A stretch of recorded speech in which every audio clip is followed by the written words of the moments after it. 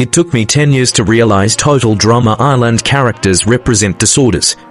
So instead of going into mental health disorders, because I need to do more research about that, we're going to go into stereotypes. Total Drama Island really burst out into the scene in 2007, and they took a entire take on reality TV. But what made this animated series so compelling was the use of stereotypes. Someone else here with a kick butt attitude. So this video will explore why stereotypes work so effectively in Total Drama Island, and I also will go into the complexities and controversies surrounding their use of stereotypes, and also explain how these stereotypes help the show stand out from its competitors. Created by Jennifer and Tom. I'm not gonna try to pronounce their last names because I'm so bad at that. Total Drama Island was a groundbreaking animated series that made a parody about reality TV shows like Survivor. The creators initially drew from the larger-than-life personalities of reality TV, where contestants are often portrayed through exaggerated personalities, and really put that in animated TV shows for kids and teenagers. Putting stereotypes in media is always a gamble. You can't please everyone when you use stereotypes. That's why a lot of stand-up comedians, a lot of people don't like them, a lot of people love them, because you're reducing characters to a more one-dimensional caricature. However, Total Drama Island uses stereotypes to its advantage, leading them to create familiar character and personality, which allow for easier character recognition and a very large cast. So we're gonna go into the popular characters and their stereotypes. Lashana, she embodies the quote-unquote sassy black girl stereotype, or angry black woman, just anything negative, any negative connotation for a black woman. This is a very common trope in media. Usually I hate when they use this, but in Total Drama Island, I didn't mind it as much. Despite the stereotype, Lashana was very beloved for authenticity, her loyalty, and her ability to stand up for herself and others. She had a no-nonsense attitude, which was very fitting for this disastrous reality show in which he was basically harassing kids. And she had very strong morals, which really made her a fan favorite. Though she is portrayed as racial stereotypes in media, the writers wrote her away in which she was beyond this stereotype in some ways, because throughout the series, it really shows her navigating this reality TV show in which she was having deep friendships with Gwen, her caring nature, and her ability to navigate the game with integrity added layers to her character, and she wasn't just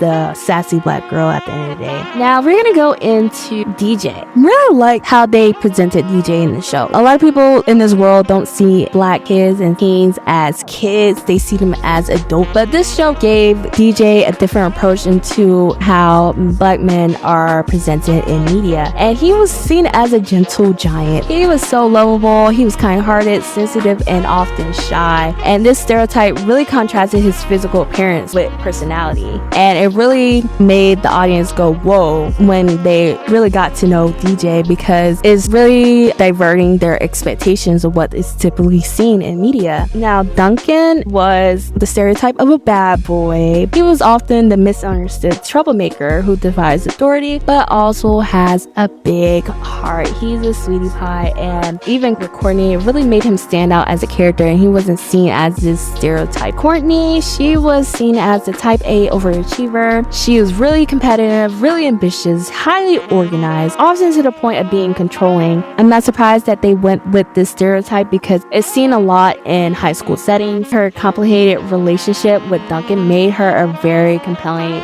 character to this day, that people still, whenever they see Courtney, they know who she is. Okay, I love Courtney. She had a lot of sides to her, and even though she tried to present herself to be an overachiever, she also was valuing that as well, and it was really nice to see the layers, really get to see all the layers to her. Now we're gonna go into Heather. Heather was also embodying stereotypes in shows such as Mean Girl. She was the mean girl. She was the queen bee. She was backstabbing to get ahead, and this really made her character instantly recognizable. And Heather's role was mainly the antagonist, and it made her a memorable character. Despite her villainous behavior, Heather was not entirely one-dimensional, which is hard to write evil characters in that way. She had moments of vulnerability, especially when her plans failed or when she was outmaneuvered with her schemes, and it really added that to her character and made her more than just being that bad person. Now Gwen represents the goth loner stereotype. I don't know, during this time there was so many characters embodied this stereotype as a goth loner. I don't know what was going on during that time period, but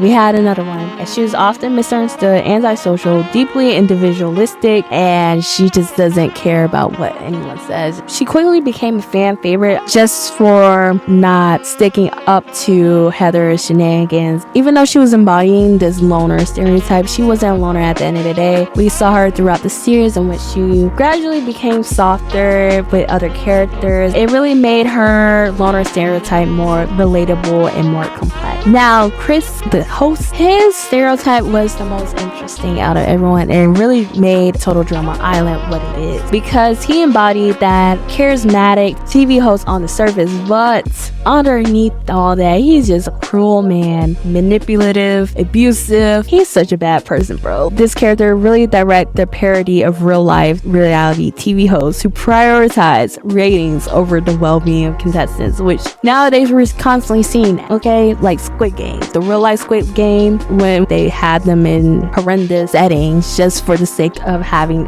a high rating. The problem with stereotypes, it's 2024. I'm pretty sure a lot of people know what stereotypes are, but if you don't, stereotypes can reinforce negative perceptions on people, and it can also limit the portrayal of characters to simplistic, often harmful traits. We have racial stereotypes, and particularly with racial stereotypes, it risks perpetuating biases that contribute to discrimination and also misrepresentation, and is very harmful when using this because it can often alienate certain audiences who feel misrepresented or reduced to a single trait. But why did this work in Total Drama Island? The show's intent was to bring a more satire approach to reality TV, and they brought it in a way in which off the bat you could tell what that was. It wasn't trying to show realistic representation of reality TV show. It made it clear that these characters weren't supposed to be taken seriously, and that's the key. A lot of times people use stereotypes in a more serious topic, and of course people are not going to like that because it's in a serious book. But if it's in a show is not supposed to be taken seriously, you have more of a way to use stereotypes for your advantage. Also, these stereotypes provided immediate humor. Like off the bat, you could tell this is supposed to be funny and not taken seriously. Even certain times with